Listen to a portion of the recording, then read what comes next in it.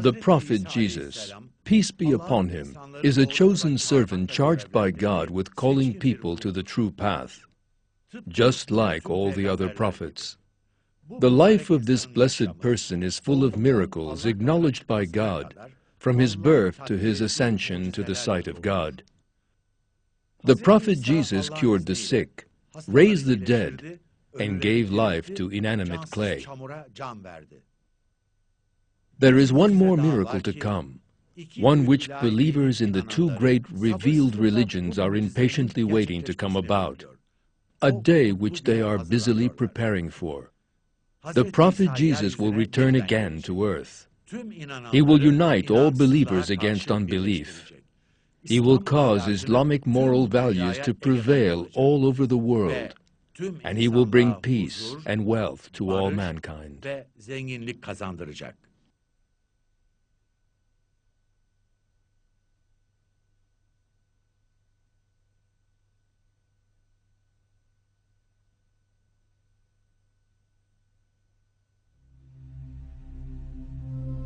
Mary was descended from the line of the prophet Abraham, one chosen by God.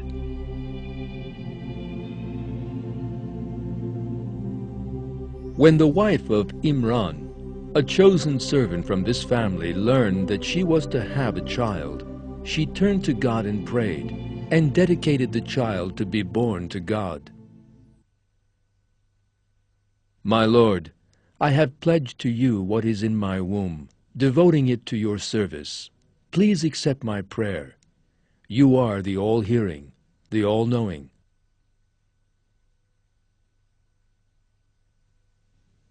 When she was born, the family gave the child the name Maryam, Mary in English.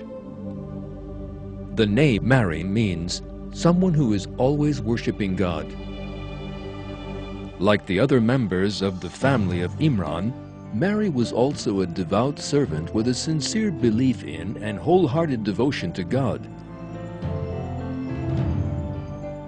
Mary was most virtuous, a role model for all Muslim women.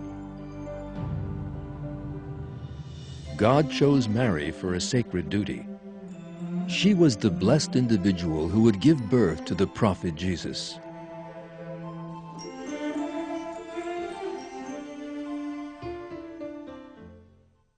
In the Quran, God has revealed that at a certain age, Mary departed from her family and withdrew to a deserted region towards the east. At that time, God sent the angel Gabriel to Mary, who imparted glad tidings to her. This is revealed thus in the Quran. I am only your Lord's messenger so that he can give you a pure boy. She said, how can I have a boy when no man has touched me, and I am not an unchaste woman? Gabriel replied that God has the power to do anything, and that he needs only to say, be, and it is. Thus it was that by a miracle from God, Mary conceived the prophet Jesus, although untouched by human hand.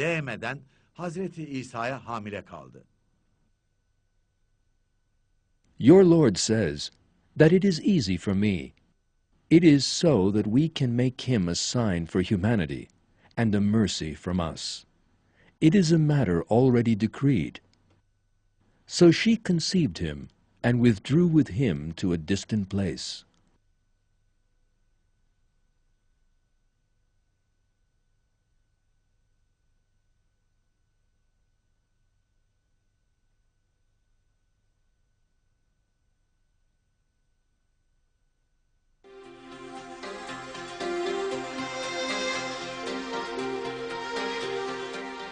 According to historical sources, the prophet Jesus was born in the city of Bethlehem in Palestine in 7-6 BC. After his birth, Mary returned with the prophet Jesus from the deserted region she had gone to alone. In the face of this, certain hard-hearted Jews refused to believe her and uttered ugly slanders against her.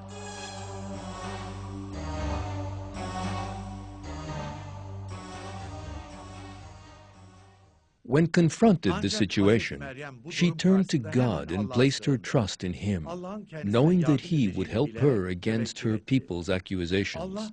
God supported Mary and the prophet Jesus with miracles. At the will of God, the prophet Jesus spoke to people while he was still in the cradle. This great miracle is revealed thus in the Quran. She pointed towards him. They said, "How can a baby in the cradle speak?" He said, "I am the servant of God. He has given me the book and made me a prophet. He has made me blessed wherever I am and directed me to do prayer and pay poor due as long as I live, and to show devotion to my mother. He has not made me insolent or arrogant. Peace be upon me the day I was born, and the day I die, and the day I am raised up again alive."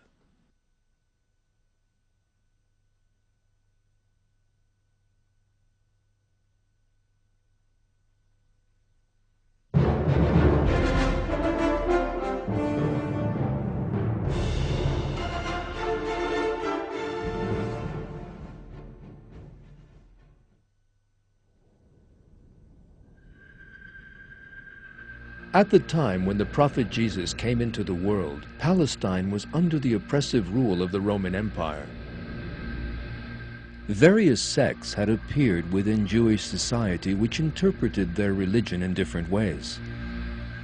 The great majority of people had turned away from the true religion revealed by God to the prophet Moses, and superstitious traditions and distorted beliefs were widespread in society.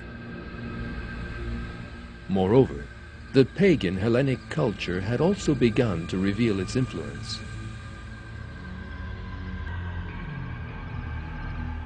In short, the time of the sending of the prophet Jesus was one in which the people of Israel were facing enormous political, economic, and social difficulties. On the one hand was the problem of living under the Roman yoke, and on the other, the splits between the various sects and beliefs. In such a chaotic atmosphere, the Jews were looking for a means of rescue and were waiting for a savior.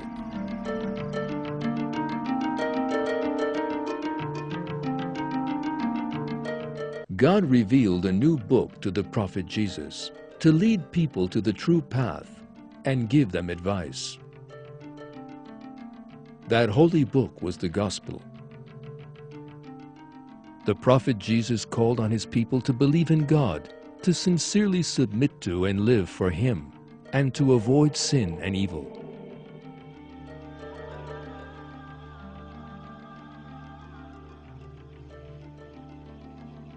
He reminded them that the life of this world was but transitory, and of the imminence of death. He revealed that in the hereafter, everyone would be called to account for everything they had done. God allowed him to perform many miracles. He healed the sick and disabled, cured people suffering from leprosy, brought sight to those who had been blind from birth, raised the dead,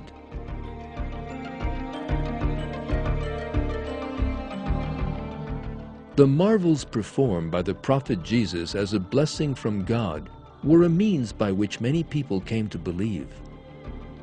The prophet Jesus, a role model for all people with his superior faith and moral values, explained that he had performed these miracles by the leave of God. According to the Bible, he always told the people he healed, "Your faith has saved you." However, despite the message communicated by the prophet Jesus, the superior intellect, moral values, and faith he demonstrated, and the miracles he performed by the leave of God, some people still persisted in their unbelief. They had no wish to turn away from their superstitious beliefs which they coveted for their personal interests. They devised a number of plots for him.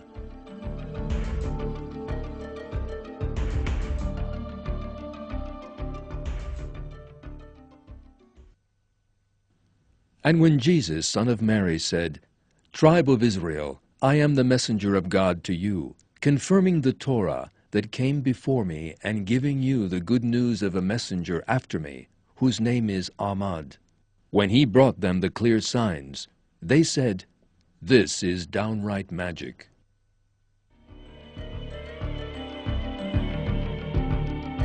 However, as revealed in the verse, God will not give the unbelievers any way against the believers. The snares of the deniers for believers are condemned to be confounded, as was that laid for the prophet Jesus.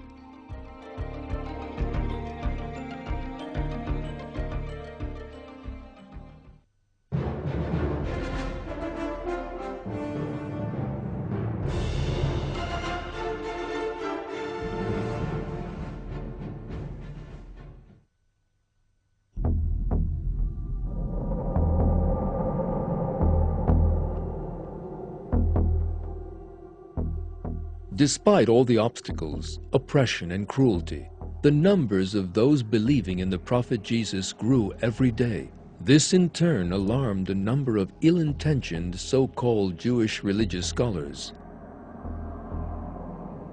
Those who believed in the prophet Jesus gradually split away from the deniers.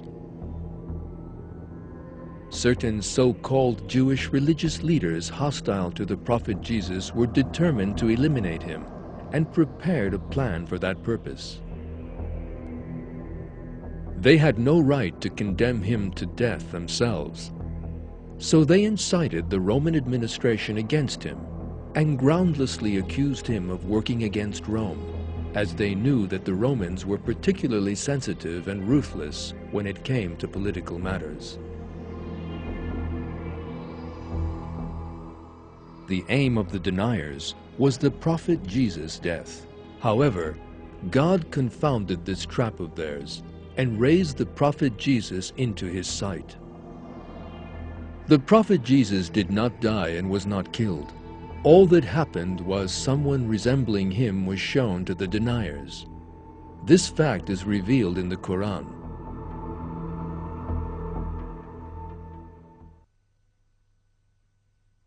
And on account of their saying, "We kill the Messiah, Jesus, son of Mary, messenger of God," they did not kill him, and they did not crucify him, but it was made to seem so to them. Those who argue about him are in doubt about it. They have no real knowledge of it, just conjecture, but they certainly did not kill him. God raised him up to himself. God is almighty, all-wise.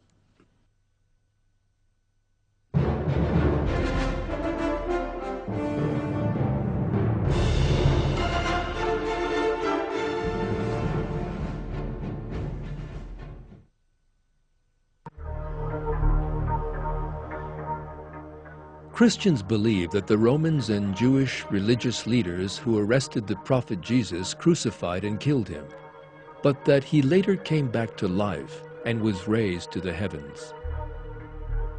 Yet this is not the case.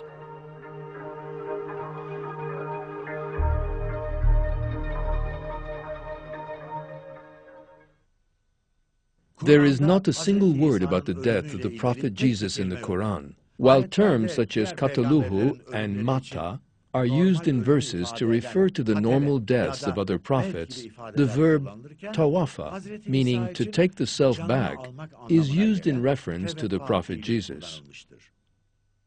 When God said, "Jesus, I will take you back, and raise you up to me and purify you of those who are disbelievers, and I will place the people who follow you above those who are unbelievers until the day of resurrection." In Arabic, the word that is translated as taking back here and causing to die in some translations comes from the root tawafa. This word does not actually mean death, but the act of taking the self back, either in sleep, in death, or, as in the case of Jesus, being taken back into the presence of God. From the Quran, again, we understand that taking the self back does not necessarily mean death. For instance, it can mean taking back the self while one is asleep, as indicated in the following verse.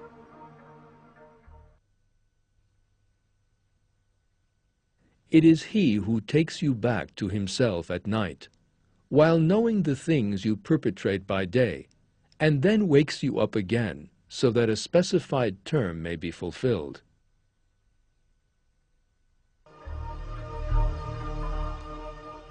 The word used for take back in this verse is the same as the one used in Surah 3, verse 55, tawafa.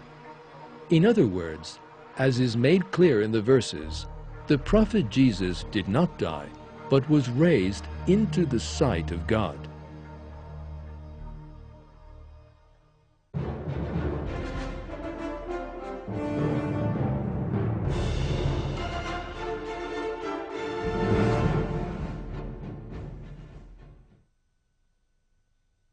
One of the most important facts imparted about the Prophet Jesus in the Quran and the Hadiths is that he did not die, but will return to earth before doomsday. There is a considerable body of evidence regarding this in the Quran. I will place the people who follow you above those who are unbelievers until the day of resurrection.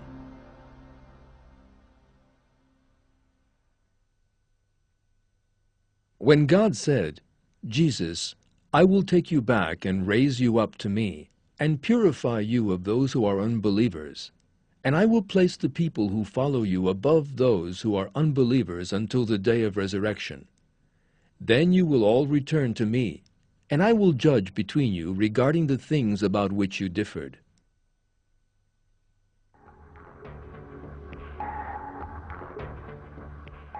God mentions that a group of Jesus' true followers will dominate the unbelievers until the day of resurrection. Yet to date, no such group has ever lived.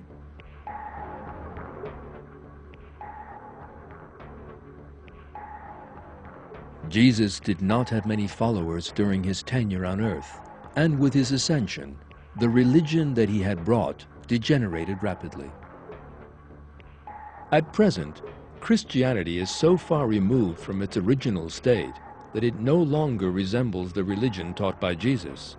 In our day, Christians have adopted the distorted belief that the Prophet Jesus is the Son of God and possess a superstitious belief in the Trinity, representing the Father, the Son, and the Holy Ghost. In this case, the verse, "And I will place the people who follow you above those who are unbelievers until the day of resurrection," carries a clear message. Those who genuinely follow the Prophet Jesus will appear when he returns to earth, and will be superior to the deniers until doomsday. God knows best.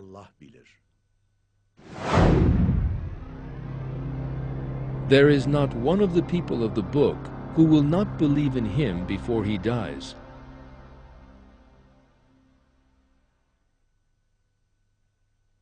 There is not one of the people of the book who will not believe in him before he dies, and on the day of resurrection he will be a witness against them.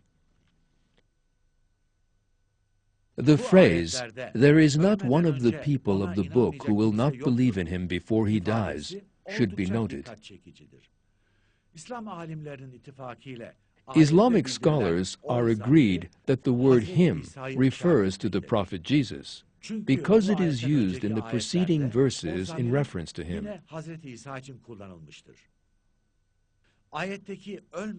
There is another noteworthy point in the expression, "before he dies." What is being referred to here is the death of the Prophet Jesus. Yet the Prophet Jesus is not dead, but was raised into the sight of God. In other words, in order to die, he has to return to earth and live upon it. These verses therefore constitute irrefutable evidence that the Prophet Jesus will return to earth. God knows best, of course.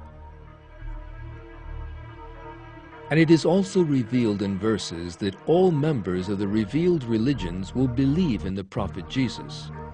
this has not yet happened.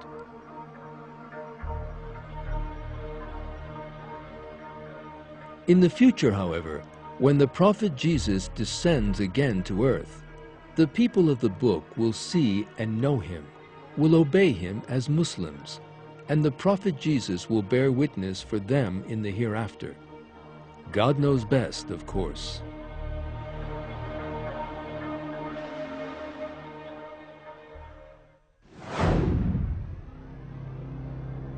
He is a sign of the hour.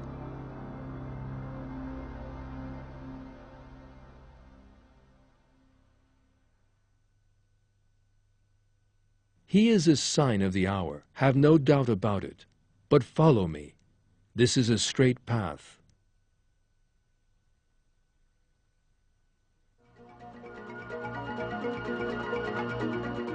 It is clear that the word he in this verse refers to the prophet Jesus.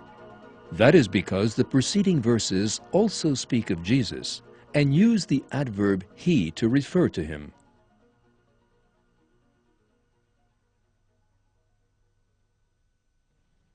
He is only a servant on whom we bestowed our blessing and whom we made an example for the tribe of Israel.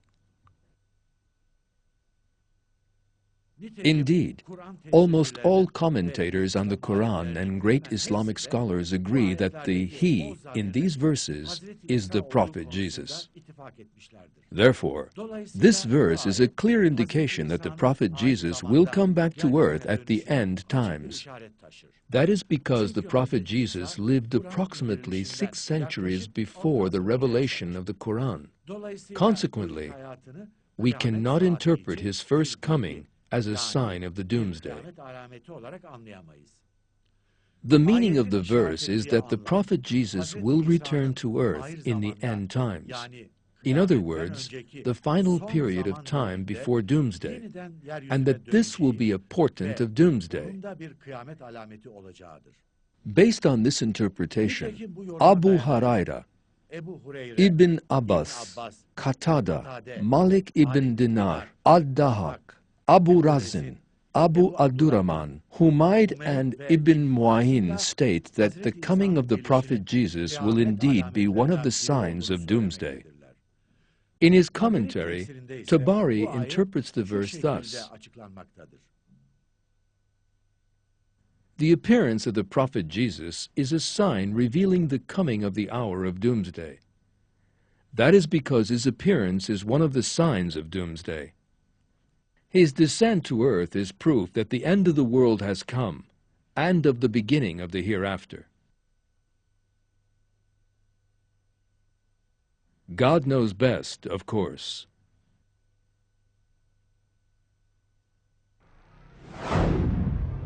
He will teach him the book and wisdom, and the Torah and the Gospel.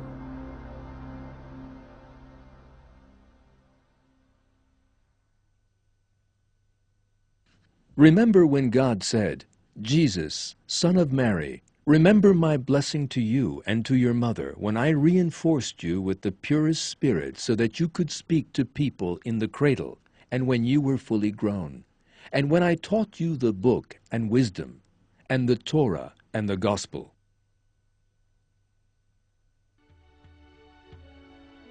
The verse reveals that God will teach Jesus the book, the Torah, and the Gospel.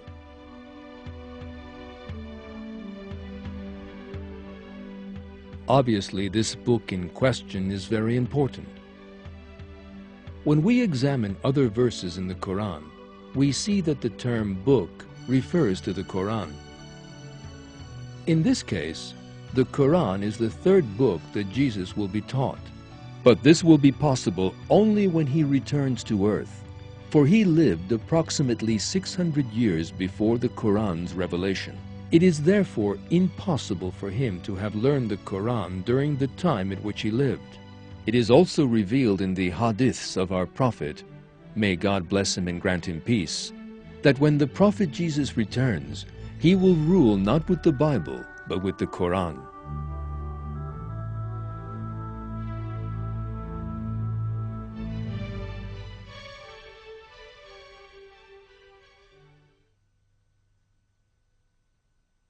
He will lead you according to the book of your Lord and the sunnah of your apostle.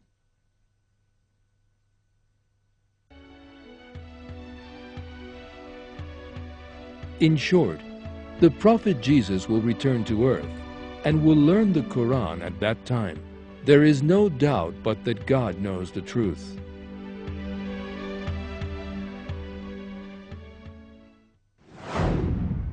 The likeness of Jesus in God's sight is the same as Adam.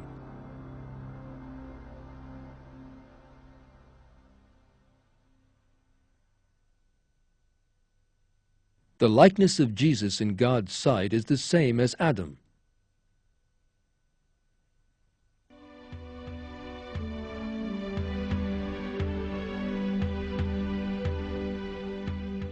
It is also possible that this verse too refers to the return of the Prophet Jesus.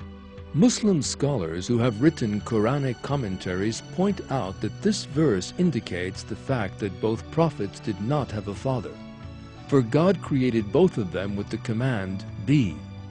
However, the verse could also have another meaning.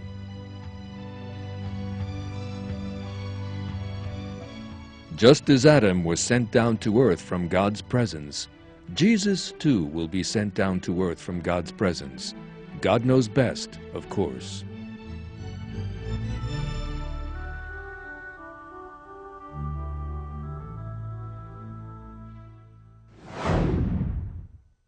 The day I was born, the day I die, and the day I am raised up again alive.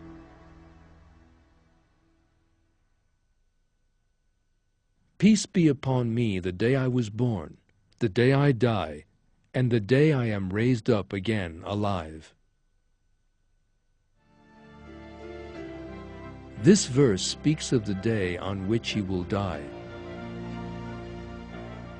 This death can only be possible after he returns and lives on earth for a period of time.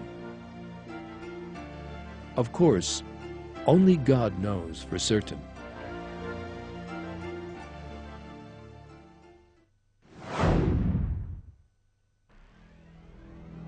You could speak to people in the cradle, and when you were fully grown.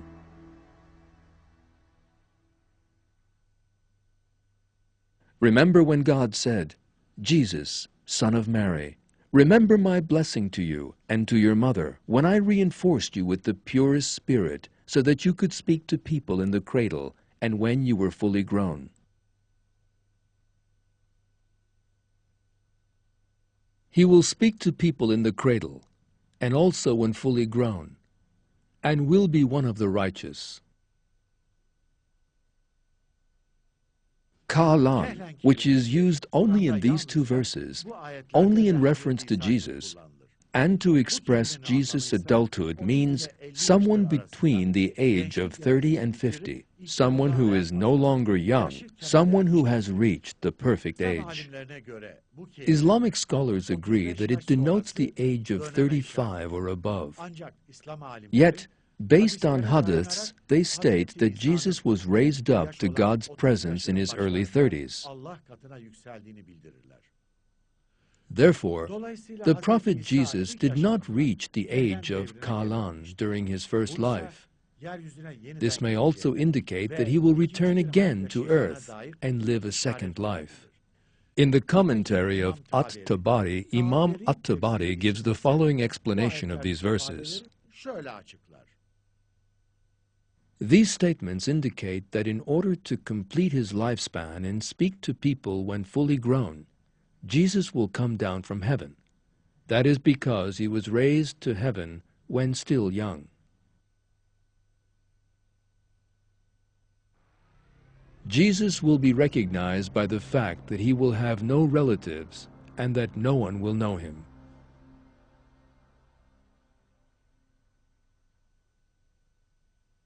In Surah 3, verse 45, God informs us that the Prophet Jesus is of high esteem in the world and the hereafter, and one of those brought near. Thus, like all the prophets, Jesus will be known to those people surrounding him for the honor and excellence only seen in those chosen by God. Those who see him will recognize him at first sight, and there will be no doubt on this matter in their hearts. Apart from these, there will also be other factors disclosing his identity. No doubt, one of them will be the fact that he will have no relatives, family, or acquaintances on earth.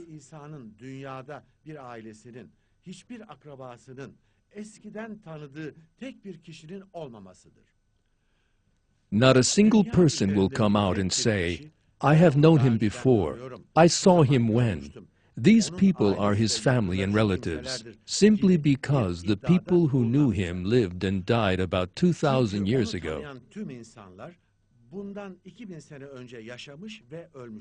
There is no doubt but that this criterion will invalidate the baseless claims of the false messiahs who will appear from time to time. Because it is most illogical for someone who spent all his childhood among people and who has been known to countless people ever since, to claim that he is the prophet Jesus.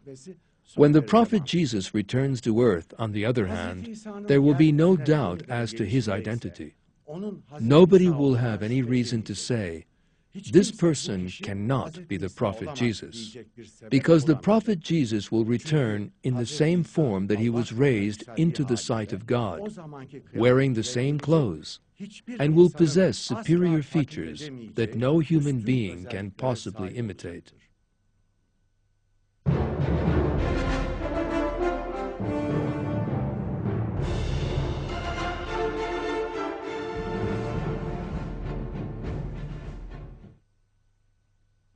The proof so clearly revealed in the Quran and the developments being experienced on earth impart the most glad and holy tidings. It is certain that the prophet Jesus will return to earth in the end times and will lead people to Islam, the true religion. This is great news for everyone on earth and a source of joy and enthusiasm.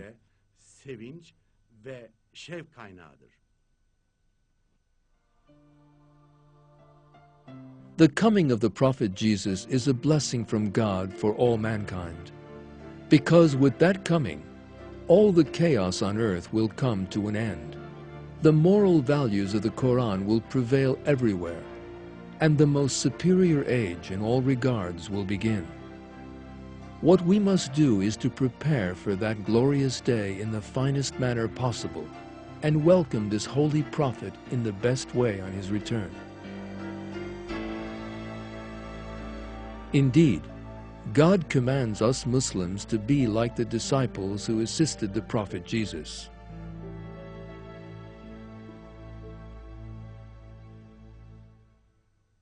You who believe, be helpers of God, as Jesus, son of Mary, said to the disciples, "Who will be my helpers to God?" The disciples said, "We will be the helpers of God." One faction of the tribe of Israel believed and the other disbelieved. So we supported those who believed against their enemy, and they became victorious.